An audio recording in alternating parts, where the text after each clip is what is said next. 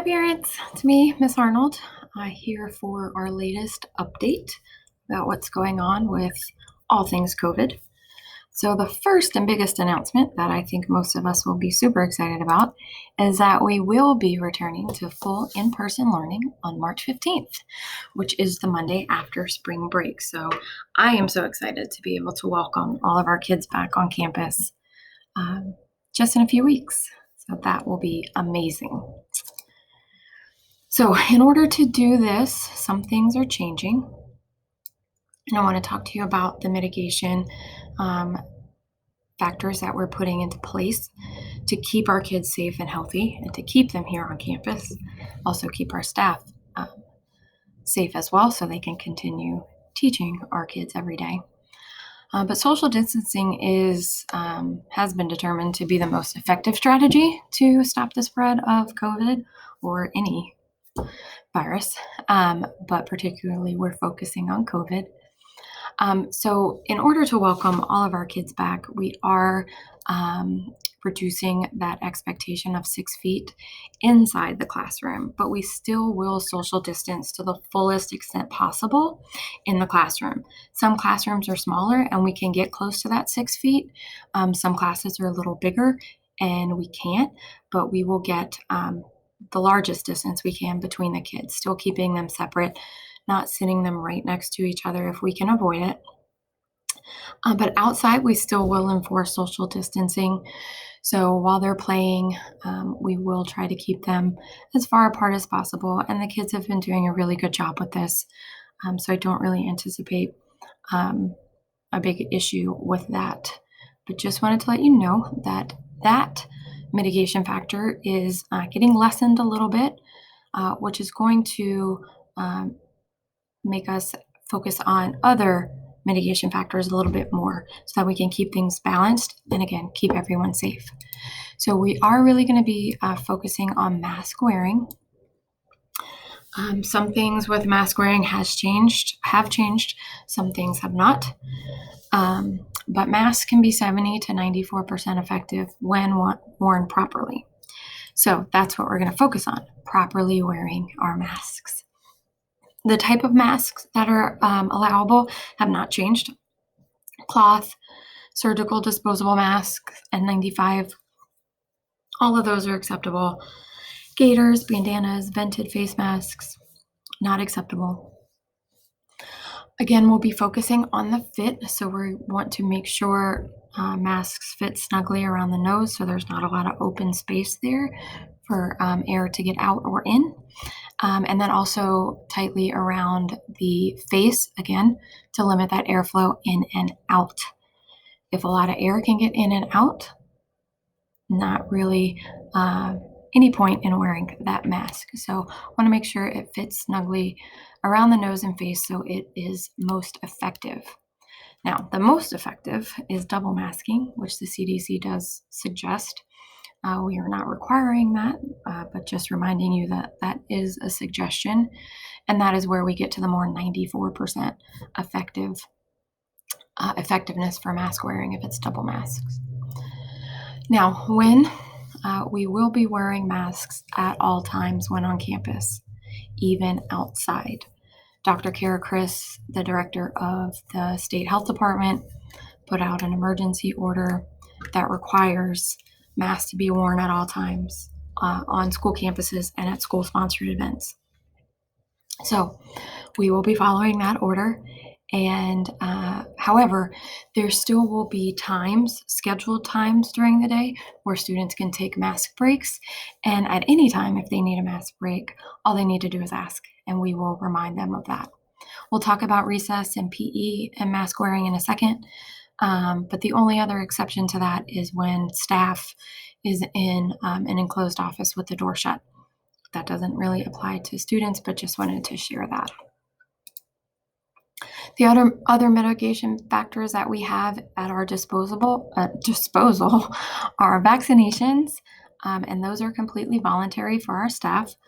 Some staff are in the process of getting their 2 shots. Some have finished. Some are not getting them right now. And that's okay. It's voluntary.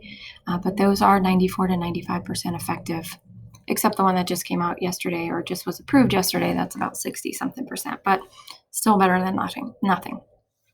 We will continue to focus on disinfecting, not only disinfecting surfaces, high-touch areas, but also disinfecting our hands with hand sanitizing and proper hand washing, because those things are up to 99% effective if they're done correctly. So focusing on correct hand washing, 20 seconds, and proper hand sanitizing.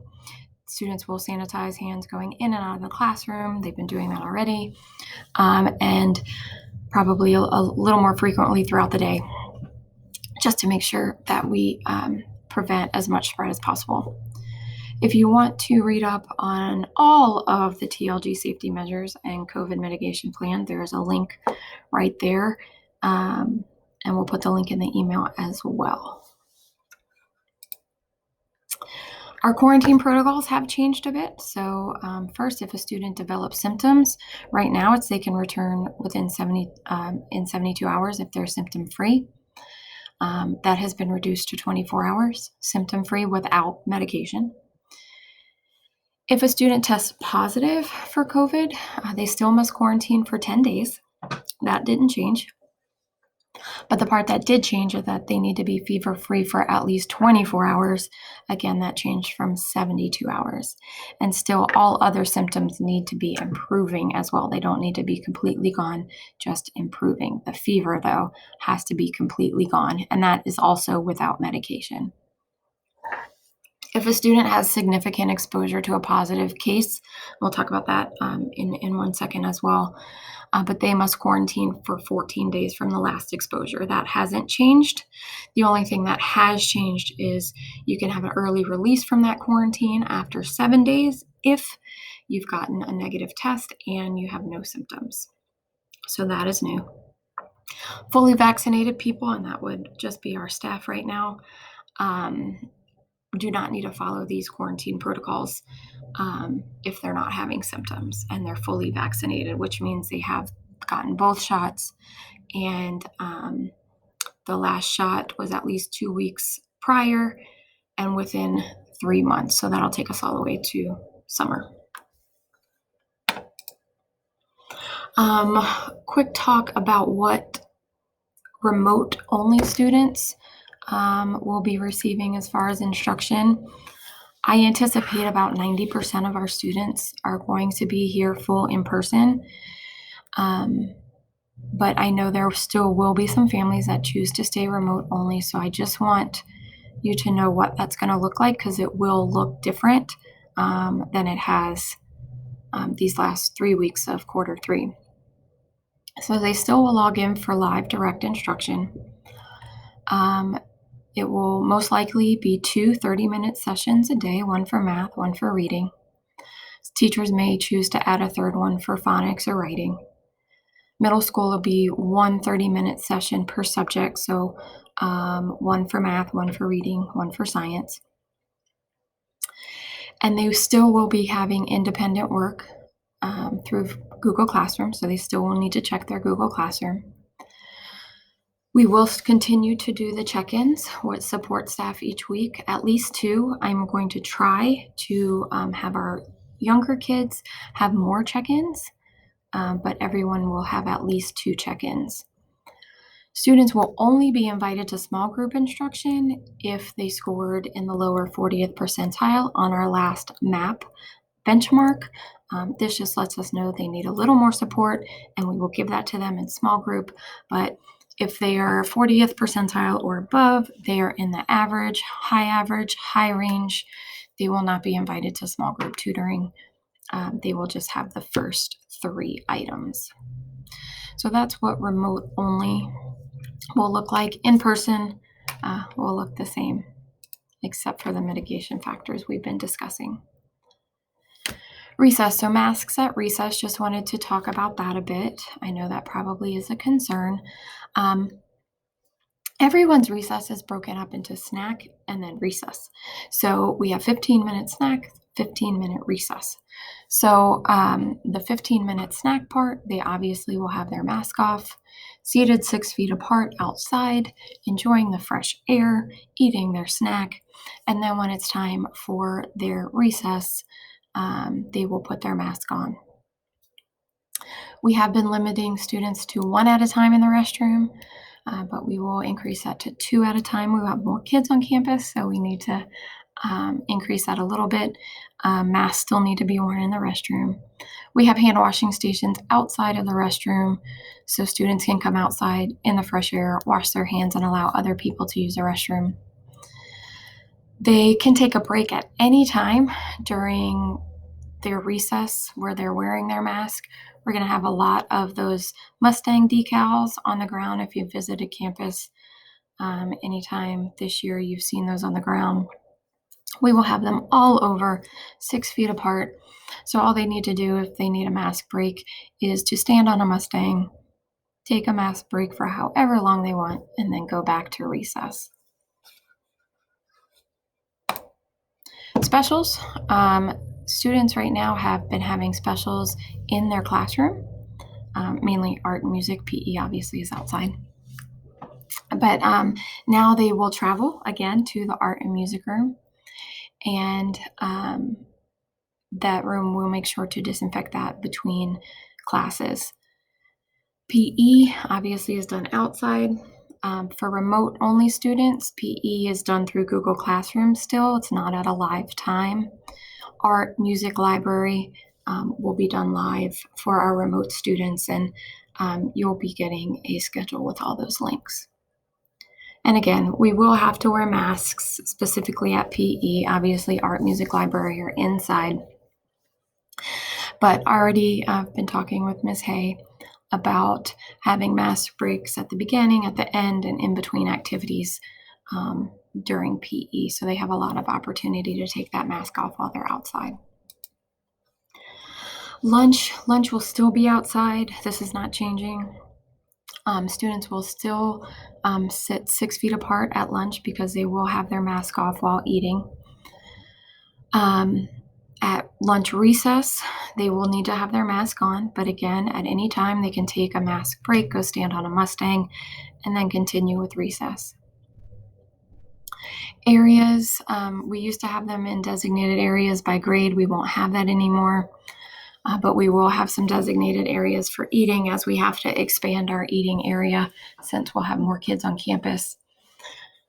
Should it rain or when it gets really hot, we will move lunch into the multi-purpose room where it normally is, and or the classroom, depending on how much space we need.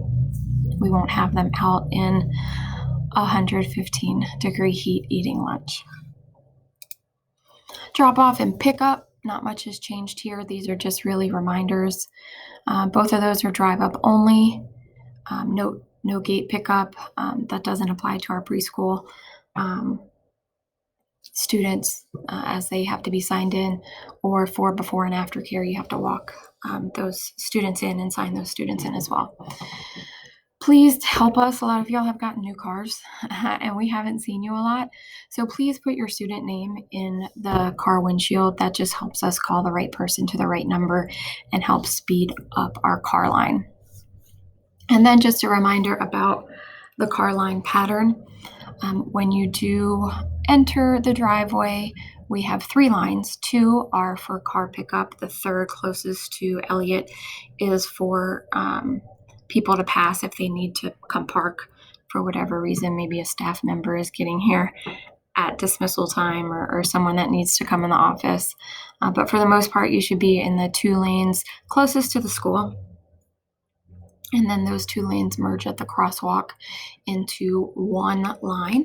Please stay in the car line until you are fully out of the car line. And then also please stay in your car. That's just for safety reasons and also to expedite our car line. If you need to fix seat belts or booster seats or whatever, you can pull around and park and take care of that after you're out of the car line. Oh, too far. So quarantining and notification, we talked about quarantining a little bit, those new policies, but notifications, if we do have a positive case on campus, everyone will be notified. That hasn't changed. You will only be notified of exposure if your student sits within 6 feet of a positive case, or if they, for some reason, were within 6 feet of a positive case for more than 15 minutes. And that's 15 cumulative minutes. It's not 10 minutes here, 10 minutes here, 5 minutes here. That would be 25 minutes. So we would count that as significant exposure if they were within 6 feet. And again, fully vaccinated people do not need to quarantine. If you want to see all of our guidelines, you can also take a look at that link. It will also be in the email. Just some other items. Backpacks are now allowed. I know a lot of you will be happy with that. But please make sure they're not bringing items they don't need for school. We never have allowed toys, but also please just make sure that they have just what they need for school in their backpack. Folder, Chromebook if they need that, planner for our older kids. Nothing extra though, please. We will still have state testing. Not excited about that one, but that will start in March for our 3rd and 8th graders. It will not affect our school letter grade. It will not affect student promotion.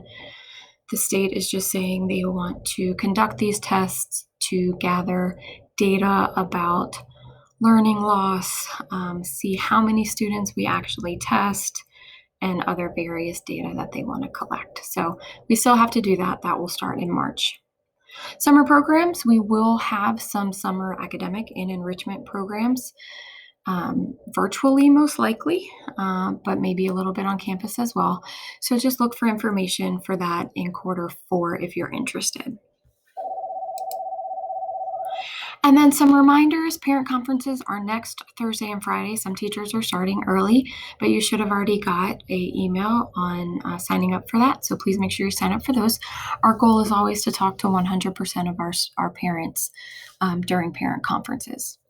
Spring Pictures will be March 24th, and we'll be back in person. So we'll do that here on campus and look for information about ordering those after spring break. And just a reminder, students do need to bring a water bottle each day. It's getting hotter and hotter. So please make sure they bring that every day. They can't drink out of the water fountain still. They can only refill their water bottle. So that is very important. And then masks, not a reminder about the fit, but a reminder about making sure they have an extra one here at school. We certainly have extra here in the office, but it's much easier if they have one in the classroom. They don't need to come up here and miss a lot of class time if their mask breaks or for some reason gets really dirty. So just make sure they have an extra one, please.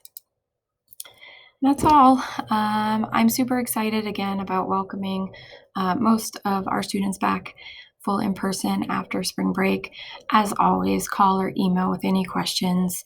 We're here to support in this transition so everyone knows what they need to do.